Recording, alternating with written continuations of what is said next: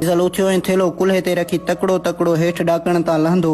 अङण खे ॿिनि बिरहांगनि सां पार करे घर जी दर जी चाऊं ठोकरे घिटीअ जो मोड़ ईअं मुड़ी वियो जहिड़ो हू उते हुयो ई कोन। हिकु भेरे जमायत जे 3 रोज़ा तरबियती प्रोग्राम में अलख नौजवान खे ॿुधाए रहियो हो त रूपोश रहण बि हिकु फन आहे। जेकॾहिं कोई रूपोशीअ दौरान हिकु कमरे में या खणी किथे बि सुकून सां ज़िंदगी गुज़ारे पर ॿाहिरि उहो चोबोल ज़रूर हूंदो त अलाए छा कंदो हूंदो। उहो सवाल मारखोरनि जी निंड फिटाइण लाइ खोड़ आहे। हिकु इनकलाबी हिकु न पर हज़ारें रूप अख्तियार करे सघे थो ऐं जेतिरो हू जिदोजहद में रहंदो ओतिरो ई घणो कुझु करण जे क़ाबिल बणिबो आहे। रूपोशी कंहिंखां सिखी नथी सघिजे, इहा ख़ुदि अची वेंदी आहे। छाकाणि त जॾहिं इनकलाबी रूपोश थींदो आहे हिकु त हू घणो ऐं तकड़ो कमु कंदो आहे, छाकाणि त हू रूपोश हिकु ख़ासि मक़सद लाइ थींदो आहे ऐं ॿियो त ख़ुदि हुनखे बि पंहिंजी ज़िंदगीअ जो हर वक़्तु ख़तरो रहंदो आहे। हुन करे हू अहिड़ो को क़दम नाहे खणंदो जंहिंसां मक़सद ऐं ज़िंदगीअ खे नुक़सानु पहुचे।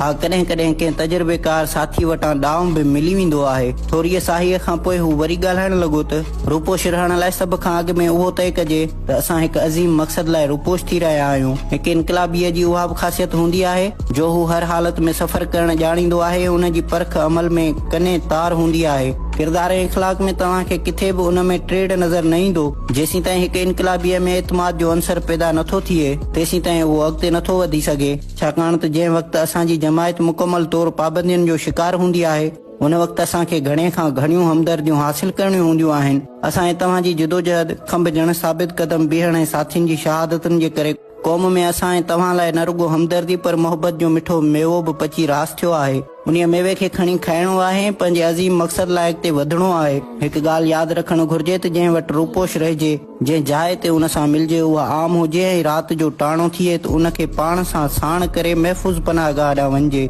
छाकाणि त कॾहिं कॾहिं ईअं बि थींदो आहे त पनाह ॾींदड़ खे बि तकलीफ़ अची वेंदी आहे। उन करे उन खे बि पाण सां रहणु ज़रूरी हूंदो आहे ऐं सिज उभरण खां अॻु में कंहिं ॿिए पनाहगाह ॾांहुं निकिरी वञणु घुर्जे। हू जंहिं वक़्तु दोस्त जे घरां निकिरी घिटीअ जो मोड़ मुड़ियो हो त उन वक़्तु राति जा 11 थी रहिया हुया। शहर जूं घिटियूं फिरंदो फिरंदो हू पंहिंजे घर जी पुठ वारे दर खां दाख़िल थियो हो। उहो दर आम इस्तेमाल में न हूंदो हो। जॾहिं खां संदसि गिरफ़्तारीअ लाइ घर ते चढ़ायूं थियण शुरू थियूं हुयूं त हिन उहो दर ख़ासि निकिरी वञण लाइ लॻराए छॾियो हो ऐं जॾहिं वधीक सख़्तियूं पैदा थियूं त हू रूपोश रहण लॻो हो। जॾहिं जॾहिं बि घर ईंदो हो त उन पुठ वारे दर खां दाख़िल थींदो हो। हू जीअं ई दर टपी अंदरि आयो त पहिरीं नज़र संदसि घरवारी पुॼारण ते पई हुई, जेका उन वक़्तु फिके रंग वारनि कपिड़नि में हुई ऐं मथे ते पोती पातल हुअसि। हूअ चंड जी रोशनीअ में कुझु वधीक चिटी नज़र आई पे। संदसि दीद जंहिं वक़्तु चीज़ल ते पई त हूअ डोड़ी अची खेसि भाकुर में भरे चुमियुनि सां आजियां कई। केतिरनि ई महीननि खां पोइ हू घर आयो हो ऐं जॾहिं बि ईंदो हो त अधु राति गुज़ारे सिज उभरण खां अॻु में ई निकिरी हलियो वेंदो हो। मूंखे ॾाढी बुख लॻी आहे, चीज़ल पंहिंजी घरवारीअ खे चयो। तूं हथ मुंहुं धोई वठि त मां मानी खणी थी अचां। पुॼारण चयो। हू सिधो कमरे में वियो, पंहिंजी धीअ जी पेशानीअ ते चुमी ॾिनाई त संदसि न्याणीअ जी अखि खुली वई। हुन जी अखि खुलण खां पोइ ॿई ॿाहूं खुलियूं ऐं हुन पंहिंजे पीउ खे निंढड़ियुनि ॿाहुनि में भरे रोइण लॻी। एतिरे में पुॼारण मानी खणी आई। तो अञा ताईं हथ मुंहुं कोन धोतो आहे? पुॼारण चयुसि। मां हथ मुंहुं कीअं धोआं? हिननि हथनि हुन पंहिंजा ॿई हथ मथे खणी पंहिंजे मुंहं ताईं आंदा। केतिरनि ई महीननि खां पोइ तुंहिंजे अखियुनि मां वहंदड़ ॻोढ़नि खे उघियो आहे ऐं मुंहं ते प्रीत एतिरियूं त चुमियूं ॾिनियूं आहिनि जो मुंहिंजो चहिरो जहिड़ो धोपजी चुको आहे। चीज़ल पुॼारण खे उहो चवंदे अखियूं हेठि करे छॾियूं हुयूं ऐं मुंहुं पासे ते फिराए छॾियो हुयाईं। संदसि अखियूं सिपियूं पे लॻियूं जिन में ॻोढ़नि जा मोती जरकी रहिया हुया ऐं प्रीत संदसि कछ ते हुई जंहिंजी बांह जो हार ॻिचीअ में पातल हुयुसि। खनपल जी ख़ामोशीअ खां पोइ पुॼारण माठ जे परदे खे चाक कंदे चवण लॻी, धीअ लह पीअ जी कछ तां, अचो त गॾिजी मानी खाऊं। नंढड़ी प्रीत नंढड़नि हथड़नि सां नंढड़ा गिरहं ठाहे पंहिंजे पीउ खे खाराईंदी रही। संदसि सभई तकलीफ़ूं जहिड़ो काफ़ुर बणिजी वियूं हुयूं। मानी खाइण खां पोइ पुॼारण प्रीत खे ॿिए कमरे ॾांहुं सुम्हारण लाइ हली वई। चीज़ल सिगरेट दुखाए पढ़ण लाइ किताब खयो। हुन 2 टे पना पढ़िया पर खेसि कुझु बि सम्झ न आयो। संदसि सॼो ध्यानु पुॼारण ॾांहुं हो। हूअ इन्हीअ ओटारनि में हुयो त हूअ कमरे में दाख़िल थी। राति काफ़ी गुज़री चुकी हुई। छा पियो सोचीं? पुॼारण खां पुछो।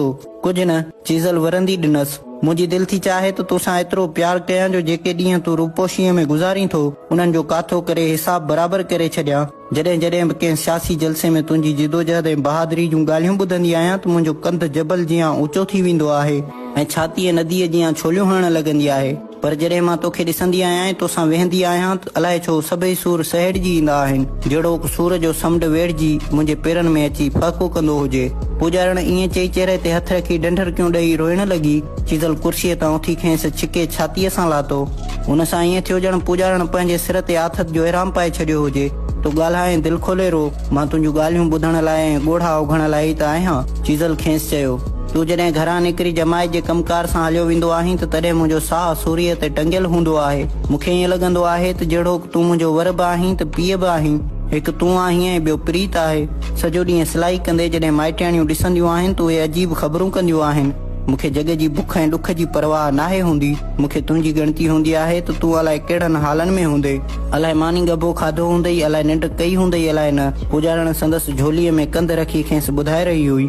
हुन वरी ॻाल्हाइण शुरू कयो। गुज़रियल हफ़्ते पाड़े में शादी हुई ऐं सॾ ॾिनऊं। मूं वटि पाई बि न हुई ऐं न ई को नओं लटो कपिड़ो हुयो। मूं वटि नाहे त ख़ैर आहे, पर प्रीत जी ॻणती थींदी अथमि, उनखे त हुजे न। उहो थोरो छिरकी पई। संदसि हथ ते गरम पाणी महसूस थियो। हुन ॾिठो त चीज़ल जे अखियुनि मां गरम ॻोढ़ा वहंदा गलतां थींदा संदसि हथ ते किरिया हुया। उहे ॻोढ़ा एतिरी त ख़ामोशी सां वेही रहिया हुया, जीअं जबलनि मां लाओ ख़ामोशीअ सां वहंदो रहंदो आहे। न रो मुंहिंजा महबूब, मुंहिंजो हियांव निढो थी पवंदो। उहो संदसि झोलीअ मां उथी हुन जा ॻोढ़ा उघियाईं। मां हर हाल में तोसां अॻु जीअं ई गॾु आहियां। सिलाई करे प्रीत खे पढ़ाईंदसि ऐं ॾुख बुख ते त अख बि न छंडींदसि। मां तोसां वाइदो थी कयां त अॻिते का बि शिकायत ऐं ॾुख जी ॻाल्हि तोसां न कंदसि। पुॼारण जो लहजो हिकु घरवारीअ खां वेंदे माउ ताईं ऐं इनकलाबीअ ताईं जो सफ़र तइ करे रहियो हो। मुंहिंजा महबूब वर, तूं कॾहिं बि मूं लाइ ऐं प्रीत लाइ परेशान न थी जांइ।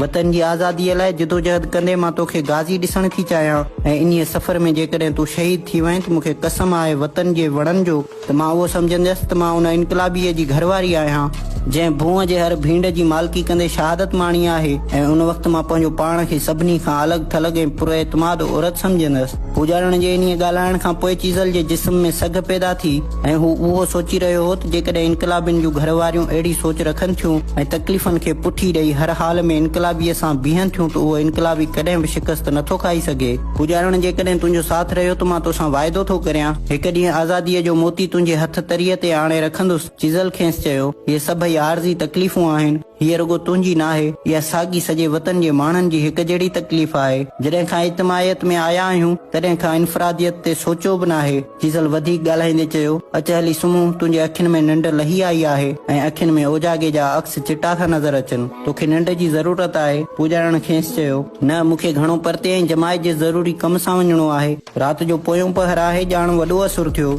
तोखे जबल जेॾी हयाती मिले मुंहिंजा महबूब। हूअ ईअं चई चीज़ल खे बखजी वई हुई। उन वक़्तु मुकमल तौर काइनात पंड पहण बणिजी चुकी हुई, रुगो चीज़ल ऐं पुॼारण जे साहनि जे खॼण खां सवाइ।